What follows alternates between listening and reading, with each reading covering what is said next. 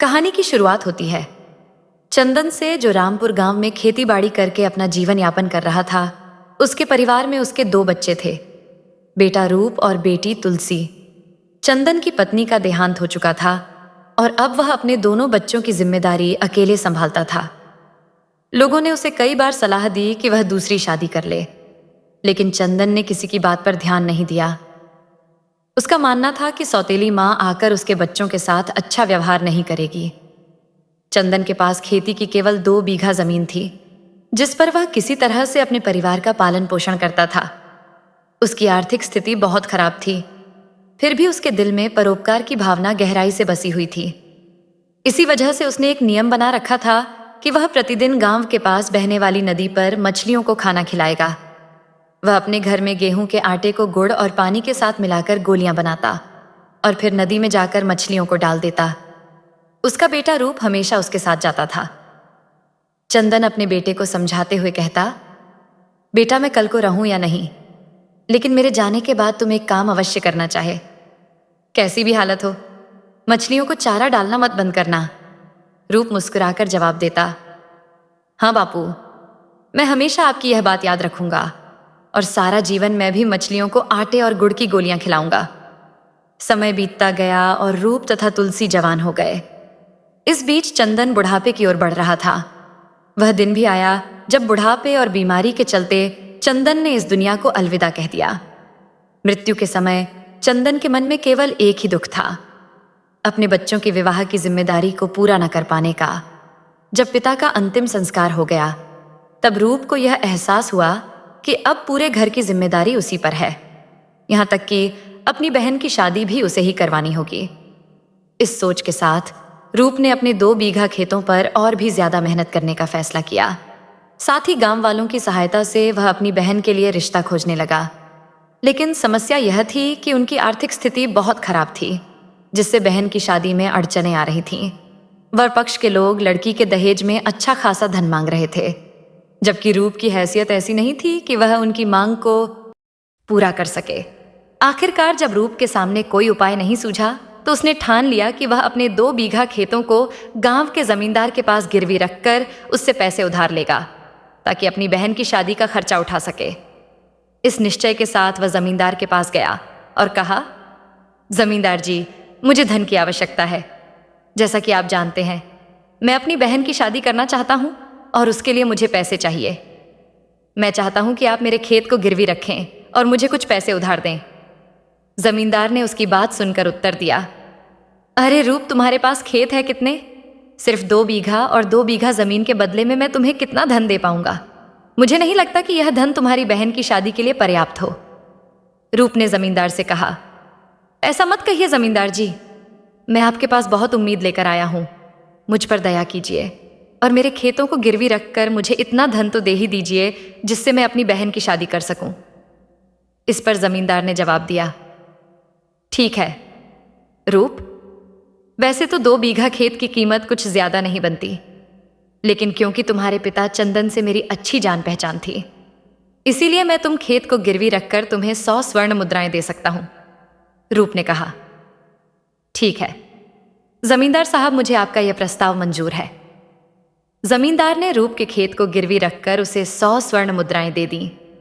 जब रूप इस धन की थैली लेकर घर पहुंचा, तो उसकी बहन तुलसी ने कहा, भैया, मैंने सुना है कि आपने मेरी शादी के लिए अपने 2 बीघा खेत जमींदार के पास गिरवी रख दिए। आपने ऐसा क्यों किया भैया? रूप ने उसे आश्वस्त करते हुए कहा, अरे तुलसी, तू उसकी चिंता मत कर। एक बार तेरी शादी ठीक ठाक से हो जाए, फिर मैं कड़ी मेहनत करके अपने खेत वापस छुड़वा लूंगा। तू इस बात को लेकर बिल्कुल भी परेशान मत हो। कुछ ही दिनों बाद रूप ने एक अच्छा रिश्ता देखकर अपनी बहन तुलसी का विवाह कर दिया। तुलसी अपने नए घर विदा हो गई और अब रूप बिल्कुल अकेला रह गया। पहले तो उसने उदासी के कारण घर से बाहर निकलने का मन नहीं किया, लेकिन फिर उसका पड़ोसी बिरजू उसके पास आया। बिरजू ने समझाते हुए कहा, अरे रूप, आखिर कब तक तू इसी तरह से घर में पड़ा रहेगा? तू जवान आदमी है, उठ, मेहनत कर, कुछ काम धाम कर। रूप ने निराशा से उत्तर दिया, बिरजू चाचा, मैं अब क्या काम करूं? अपने खेत तो मैंने पहले ही जमींदार के पास गिरवी रख दिए हैं। अब तो जमींदार के लोग ही उस पर हल चला रहे हो। तुम ही बताओ, अब मैं क्या करूं? बिरजू ने रूप को समझाते हुए कहा। देखो बेटा, ऐसे हिम्मत नहीं हारते। अपनी जमीन नहीं है तो क्या हुआ? तुम दूसरों के खेतों पर मजदूरी कर, जब तुम्हारे पास इतना पैसा हो जाए तो तुम अपने खेत छुड़वा लेना। बिरजू की बातें सुनकर रूप ने गांव में काम ढूंढने का फैसला किया। वह दूसरों के खेतों में मेहनत मजदूरी करके अपनी आजीविका चलाने लगा, लेकिन उसके हालात इतने खराब थे कि वह केवल इतना ही कमा पाता जिससे उसकी गुजर बसर हो रही थी। कुछ समय बाद बिरजू चाचा के कहने पर उसके किसी रिश्तेदार की बेटी कुसुमलता से रूप की शादी हो गई। अब रूप के घर में 2 प्राणी हो गए थे, वह और उसकी पत्नी कुसुमलता। शादी के पहले रूप बहुत खुश था कि उसका भी घर बस गया, लेकिन जल्द ही कुसुमलता ने अपना असली रंग दिखाना शुरू कर दिया। असल में कुसुम एक घमंडी और झगड़ालू किस्म की लड़की थी। वह अक्सर रूप को उसकी गरीबी के लिए ताने मारती रहती, ये कहते हुए कि ना जाने मेरी शादी तुम जैसे गरीब आदमी से कैसे हो गई। रूप बेचारा चुपचाप उसकी बातें सुनता रहता, फिर भी उसके मन में अपने पिता की कही हुई बातें ताज़ा थीं।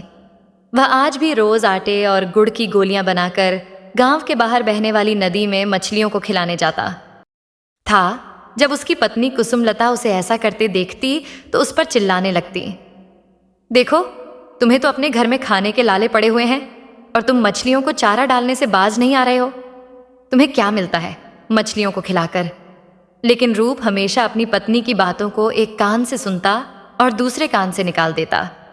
उसने कभी भी अपने इस नियम को नहीं तोड़ा, क्योंकि उसे अपने पिता का दिया हुआ संस्कार और परोपकार की भावना याद थी। एक दिन रूप मछलियों को खिलाने के लिए आटे और गुड़ की गोलियां बनाने लगा। तभी उसे याद आया कि घर में गुड़ नहीं है। उसने सोचा कि चलो आज सिर्फ आटे की गोलियां बना लेता हूं। जैसे ही उसने आटा गूंथना शुरू किया, उसे अपने पिता की याद आने लगी। पुरानी बातों में खोकर उसका मन भारी हो गया और गूंथ घंटे उसकी आंखों से आंसू छलक पड़े। कुछ आंसू उसके आटे में गिर गए। रूप ने उस आटे की गोलियां बनाई और नदी की ओर चल पड़ा।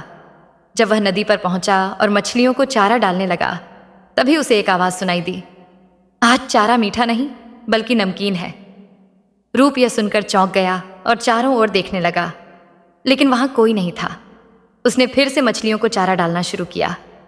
तभी वह आवाज फिर से आई, आज चारा मीठा नहीं नमकीन है। रूप को समझ नहीं आया कि यह कौन बोल रहा है। तभी एक और आवाज आई, ऐ मनुष्य, नीचे नदी में देखो। जैसे ही रूप ने नीचे देखा तो एक मछली पानी की सतह पर तैरती हुई नजर आई और उससे बात कर रही थी।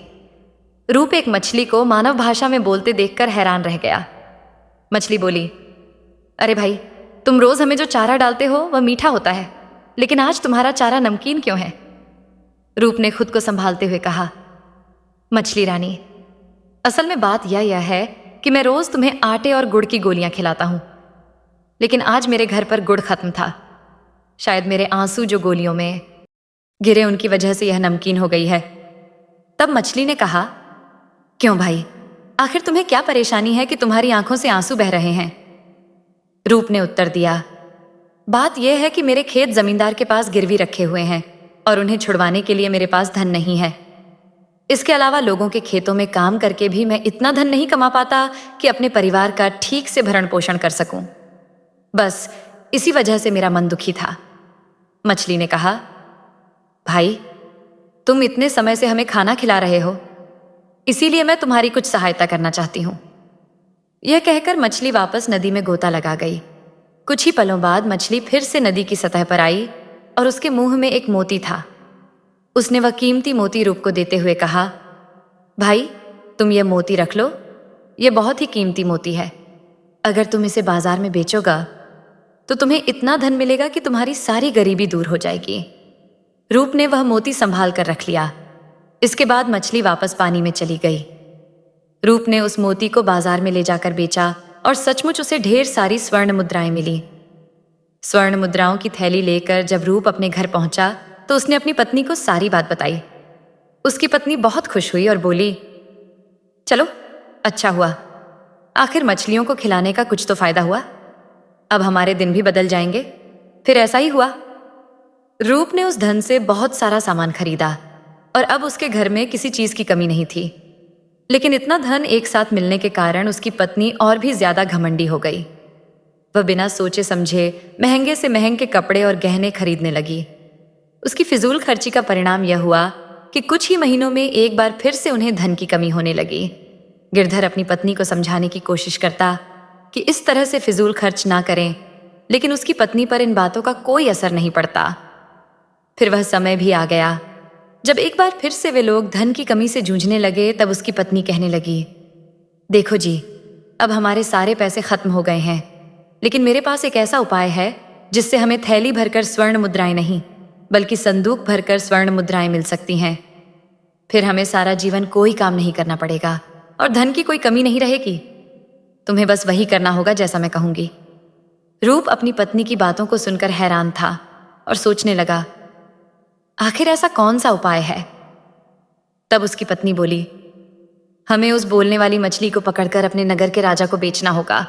मुझे पक्का विश्वास है कि ऐसी अद्भुत मछली के लिए वह हमें मुंह मांगी कीमत देगा। रूप को यह सुनकर बहुत हैरानी हुई और उसने कहा, नहीं, हम ऐसा कुछ नहीं करेंगे। उस मछली ने तो हमें धनवान बनाया था। तुम्हारी मूर्खता के कारण ही हम फिर से गरीबी की हालत में आ गए हैं और तुम चाहती हो कि मैं उस मछली को जाल में फंसाकर उसे मुसीबत में डाल दूं? नहीं, मैं ऐसा कभी नहीं करूंगा। परंतु उसकी पत्नी कहने लगी, देखो, अगर तुमने मेरी बात नहीं मानी तो मैं उसी नदी में कूदकर अपनी जान दे दूंगी। ऐसा गरीबी भरा जीवन अब मुझसे नहीं सहा जाता। इस तरह से वह रूप को डराने और धमकाने लगी, जिसका नतीजा यह हुआ कि रूप ना चाहते हुए भी उस मछली को पकड़ने के लिए राजी हो गया। इसके बाद रूप और उसकी पत्नी मछली को पकड़ने के लिए जाल लेकर नदी पर पहुंचे। रूप ने मछली पकड़ने का जाल डाला और भाग्यवश पहली बार में ही वह बोलने वाली मछली उनके जाल में फंस गई। दोनों पति पत्नी उस मछली को लेकर घर आ गए और उसे जिंदा रखने के लिए एक कांच के बर्तन में डाल दिया। अब रूप की पत्नी अपनी एक सहेली के पास पहुंची जो महल में रानी की दासी का काम करती थी। उसने बताया कि वह रानी को एक बोलने वाली मछली उपहार के रूप में देना चाहती है। दासी रूप की पत्नी कुसुमलता को लेकर रानी के पास पहुंची। कुसुमलता ने जब बोलने वाली मछली रानी को दिखाई तो रानी कहने लगी, यह तो एक साधारण सी मछली है। आखिर इसमें ऐसी क्या खास बात है जो तुम इसे अद्भुत बता रही हो? कुसुमलता ने कहा, रानी जी, ये मछली मनुष्यों की भाषा बोलती है।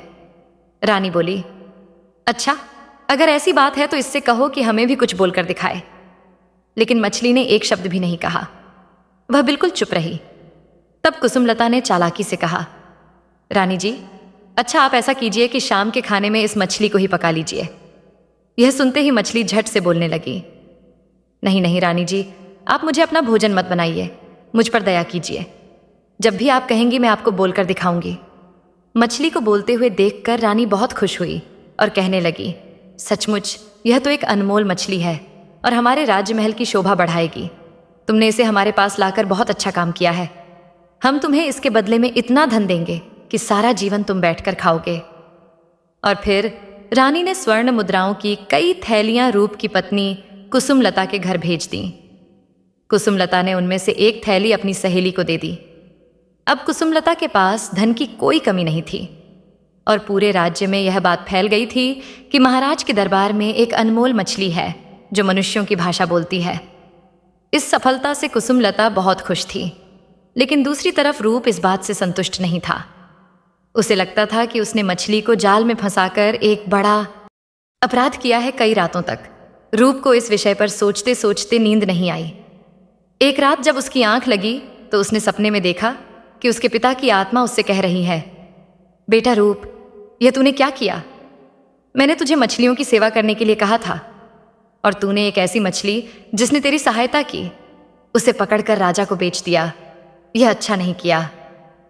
इस सपने के बाद रूप की नींद टूट गई और उसने निश्चय कर लिया कि वह किसी भी तरह उस मछली को राजा के महल से निकालकर वापस नदी में छोड़ेगा और अपने इस पाप का प्रायश्चित करेगा। अब रूप दिन रात इसी विचार में डूबा रहता था कि वह उस मछली को महल से बाहर कैसे निकाले। फिर उसने मन ही मन एक योजना बनाई। अगले दिन वह साधु का वेश धारण करके महाराज के सामने उपस्थित हुआ। महाराज साधु संतों का बहुत आदर करते थे, इसलिए उन्होंने रूप का भी बहुत सम्मान किया। इसके बाद साधु के रूप में रूप बोला, राजन, मैंने सुना है कि आपके महल में एक बोलने वाली मछली है जो मनुष्यों की भाषा बोलती है। राजा ने कहा, जी साधु बाबा, आपने बिल्कुल ठीक सुना है। वह भूत मछली मेरे ही महल में है। साधु बोला, राजन आप मेरी बात ध्यान से सुनिए, मैं आपको एक परामर्श देना चाहता हूं। राजा ने पूछा, कहिए साधु महाराज, आप क्या कहना चाहते हैं? साधु ने कहा, राजन, वह बोलने वाली मछली आपके और आपके परिवार के लिए बहुत अशुभ है। उस मनहूस मछली की वजह से आपके परिवार पर कई तरह की मुसीबतें आ सकती हैं। मेरी मानिए, जल्द से जल्द उस मछली को वापस नदी में छोड़ाइए जहां से उसे पकड़ा गया था। यह सुनकर राजा बोला, परंतु साधु बाबा, एक मछली भला हमारे लिए अशुभ कैसे हो सकती है? मुझे नहीं लगता कि मुझे उस मछली से कोई खतरा है। साधु ने उत्तर दिया, राजन, मेरा काम आपको सावधान करना था, सो मैंने कर दिया। आगे आप जाने और आपका काम। इतना कहकर साधु के रूप में आया। गिरधर वहां से चला गया। रूप की बातों ने महाराज के मन में उस मछली के प्रति संदेह तो पैदा कर दिया, लेकिन वह ऐसी अनमोल मछली को खोना नहीं चाहते थे। इसलिए उन्होंने फैसला किया कि वह मछली उनके महल में ही रहेगी। अब रूप ने एक नई चाल चली। उसने राजा के महल में एक नौकर के रूप में नौकरी कर ली। वह वेश बदलकर महल में काम करने लगा ताकि राजमहल में होने वाली सभी घटनाओं पर नजर रख सके। एक दिन काम करते हुए उसने राजा को अपने अंगरक्षक से कहते सुना, मैं नंदनवन में शिकार खेलने के लिए जाना चाहता हूं। कल मैं शिकार पर जाऊंगा, इसके लिए पूरी व्यवस्था कर दी जाए। नौकर के रूप में काम कर रहा रूप यह सारी बात जान गया। उसी रात वह उस रास्ते पर जा पहुंचा जो नंदनवन की तरफ जाता था। रूप ने रातों रात वहां एक बहुत बड़ा खड्डा खोद दिया और उसे टहनियों और पत्तों से इस प्रकार ढक दिया कि देखने पर उसका कोई पता नहीं चलता। अगले दिन राजा उसी रास्ते से जंगल में शिकार खेलने के लिए निकल पड़े। जैसे ही राजा का घोड़ा उस जगह पर पहुंचा, राजा घोड़े समेत उस खड्डे में गिर पड़ा, जिससे उसे काफी चोट आई। राजा का अंगरक्षक जो उसके पीछे पीछे आ रहा था, जख्मी राजा को खड्डे से बाहर निकालकर महल ले गया। राजा की ऐसी हालत देखकर रानी बहुत चिंतित हो गई। तुरंत उन्होंने राजवैद्य को बुलाकर राजा का उपचार शुरू किया। 1 हफ्ते के इलाज के बाद राजा अब स्वस्थ हो गया था, लेकिन उसे साधु के वचन याद आ रहे थे कि यह मछली उसके लिए अशुभ है। अगले दिन रानी महाराज से कहने लगी, महाराज, हम बहुत दिनों से सोच रहे थे कि हमें अपनी कुलदेवी के दर्शन के लिए जाना चाहिए। यदि आपकी आज्ञा हो तो क्या हम कुलदेवी के मंदिर चले? राजा ने उत्तर दिया, अवश्य रानी, हम कल ही कुलदेवी के मंदिर दर्शन के लिए चलेंगे। नौकर के रूप में महल में काम कर रहा रूप ने राजा और रानी की यह सारी बातें सुन ली। अगले दिन जब राजा और रानी कुलदेवी के मंदिर में दर्शन के लिए गए तो वापस लौटते समय अचानक रानी का पैर मंदिर की सीढ़ियों पर फिसल गया और वह लड़खड़ाते हुए नीचे गिर पड़ी, जिससे रानी को काफी चोटें आईं। तुरंत ही रानी को महल में ले जाकर राजवैद्य के द्वारा उपचार किया गया। असल में यह सब रूप की चाल थी। उसने ही मंदिर की सीढ़ियों पर तेल गिरा दिया था, जिससे रानी का पैर फिसल गया। इस घटना के बाद राजा के मन में यह विचार घर कर गया कि यह सभी दुर्घटनाएं इस मनहूस मछली की वजह से हो रही है। साधु बाबा की कही हुई बातें बिल्कुल सही थीं। यह मछली उसके परिवार के लिए बहुत ही अशुभ है। राजा ने तुरंत सैनिकों को आदेश दिया कि इस मछली को उठाकर नदी में फेंक दिया जाए, जहां से इसे लाया गया था। सैनिकों ने आदेश का पालन किया और मछली को उसी नदी में फेंक दिया। अब मछली राजा के महल से निकलकर आजाद हो चुकी थी। रूप भी खुश था कि उसकी योजना सफल रही और वह मछली को राजा के महल से निकालने में कामयाब हो गया। अगले दिन उसने आटे और गुड़ की गोलियां बनाकर नदी में मछलियों को खिलाना शुरू किया। तभी वहीं बोलने वाली मछली एक बार फिर सतह पर आई और रूप से कहने लगी, रूप, मैं जानती हूं कि तुमने ही मुझे राजा के महल से आजाद करवाया है, लेकिन मैं यह भी नहीं भूल सकती कि तुम ही वह आदमी हो जिसके कारण मुझे राजा के यहाँ कैद में रहना पड़ा था। इसलिए आज के बाद मैं तुम्हें फिर कभी नहीं मिलूंगी। इतना कहकर वह मछली नदी के अंदर कहीं गायब हो गई। रूप को इस बात का दुख था कि वह मछली उसे फिर कभी नहीं मिलेगी, लेकिन उसे इस बात की खुशी भी थी कि उसने मछली को राजा की कैद से आजाद करवा दिया। अब उसने निश्चय कर लिया कि वह आज के बाद कभी भी ऐसा घृणित कार्य नहीं करेगा। तो दोस्तों, उम्मीद है कि यह कहानी आपको पसंद आई होगी। तो वीडियो को लाइक करें, शेयर करें और चैनल को सब्सक्राइब भी करें। तो मिलते हैं आपसे एक नए वीडियो के माध्यम से। धन्यवाद। हर हर महादेव।